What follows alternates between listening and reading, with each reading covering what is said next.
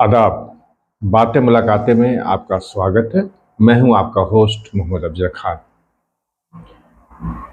हम जब मुगल का इतिहास पढ़ते हैं तो उसमें राजपूत बादशाहों के इतिहास झलकती है, या हम यूँ कह सकते हैं कि भारत में मुगल साम्राज्य की अगर सही तरह स्थापना में किसी ने मदद किया तो वो राजपूत राणा बादशाह थे।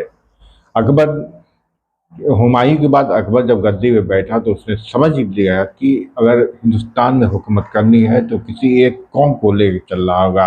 और ये चीज़ उसे समझ में आई कि राजपूताना जो है वो बहुत ही बहादुर होते हैं और लड़ने में मेहनती होते हैं और बहुत शक्तिशाली होते हैं। तो राजपूतानों से इसने अपनी दोस्ती की और उनकी मदद से मुगल साम्राज्य को मजबूत बना सका। जैसा कि हम सभी जब इतिहास पढ़ते हैं तो ये जो चीज़ जो हम सुनते हैं उनके बारे में, क्या वो सच्चाई है, या राजपूताना शान के बारे में जो बात की जाती है, उनके उनके बारे में ये कहा जाता है कि वो ये है वो है, क्या ये सही है कि नहीं। जैसे कि पहला ये कहा जाता है कि राजपूत जो बादशाह हैं वो कभी जंग जो है या तो जीत कर आते हैं या शहादत हासिल करते हैं। अगर इस दावे को देखा जाए तो क्या ये वाकई सही बात है कि राजपूताना जो है वो हमेशा जंग जीतते हैं। आपको याद होगा कि 1191 की तराइन के जंग में पृथ्वीराज चौहान ने मोहम्मद गौरी को हराया था, लेकिन वहीं फिर 1192 में वहीं पर होने वाली जंग में पृथ्वीराज चौहान को शिकस्त का सामना करना पड़ा था। उसके बाद मुगलों ने मुगल के सुल्तानों और मराठों के साथ राजपूतों की कई जंगें हुई जिसमें उन्हें जीत हासिल नहीं हुई। इसका मतलब ये है कि ये तारीखी हकीकत है कि ये कहना कि राजपूत कभी जंग नहीं हारते थे, तो आपको ऐसे कई मिसालें मिल जाएंगी जहां राजपूत जंग हारे हैं। एक और कहा जाता है कि राजपूत या तो हमेशा जीत कर वापस आते हैं या मैदान जंग में शहीद हो जाते हैं। ये भी सच्चाई नहीं है। पृथ्वीराज चौहान जैसे अजीम राजपूत को एक मिसाल के तौर पर देखा जा सकता है।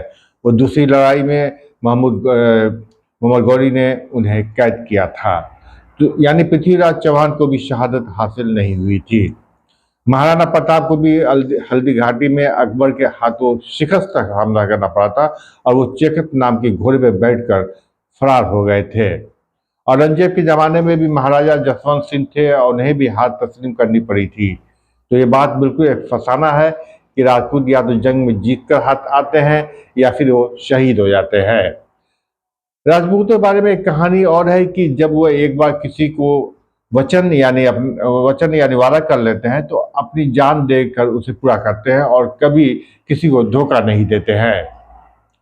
उसकी भी मिसाल तारीख में नहीं मिलती है, बल्कि इसके बरअक्स एक मिसाल तो ऐसी मिलती है कि 1659 में 1659 में दारा शिकोह की बीबी नादरा ने राजस्थान के राजा रूप सिंह को दूध पिलाया था और उन्हें अपना बेटा माना था।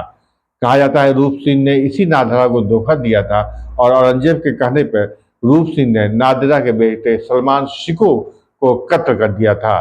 तो ये भी नहीं कहा जाता है कि राजपूत अपना वादा हर हाल में पूरा करते हैं। बाबा का मानना था कि राजपूत मरना चाहते हैं, जीतना नहीं चाहते।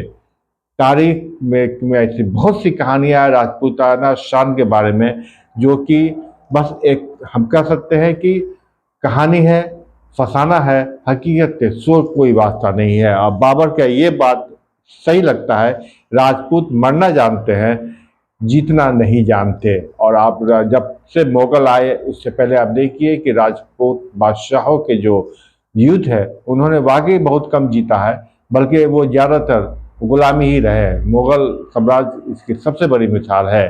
तो ये कहानियां हैं राजपूताना की शान के बारे में जो कही जाती है वो सब झूठ है, हकीकत नहीं है और ये सब कहानी है।